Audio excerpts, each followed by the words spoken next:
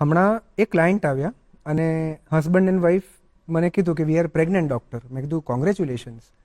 અને એમણે કીધું કે અમે અમારી પ્રેગ્નન્સી બહુ યુનિક રીતે જાહેર કરી છે. અમે બાળકનું અત્યારે હુલામણાનું નામ છે એ નામથી એક અકાઉન્ટ બનાવીને એનો સોનોગ્રાફીનો ફોટો મૂકી દીધો છે. એટલે બાળક હજી જન્મ્યો નથી પણ સોશિયલ મીડિયા પર ટ્રેન્ડિંગ થવા માંડ્યો છે. આ જ બાળક જેમ જેમ મોટું થતું જાય અને એ ઓબ્વિયસ છે કે કેવી રીતે એને ખબર પડે છે.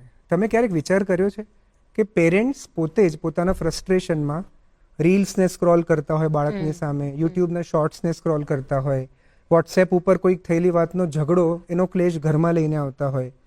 સો બાળકો જુએ છે કે રિયલ અને વર્ચ્યુઅલ વર્લ્ડ વચ્ચેની બાઉન્ડ્રીઝ જે છે એ બ્લર થતી જાય છે હવે.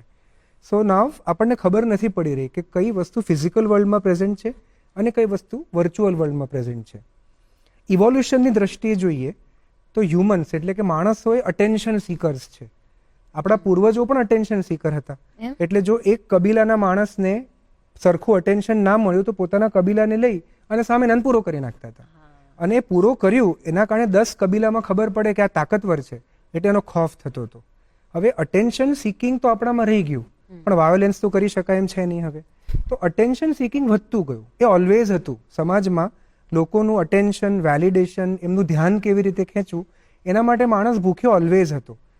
કંઈ ના કર્યું હોય તો એ કોઈક સિદ્ધિની જાહેરાત આપી દેવી છાપામાં, કંઈ ન કર્યું હોય ને હોસ્પિટલ હજી ખોલ્યું જ હોય અને ડૉક્ટર એડવર્ટાઇઝ કરી દે કે 5000 પેશન્ટ અમે જોઈ લીધા છે. અટેન્શન સીકર માણસ પહેલેથી હતો.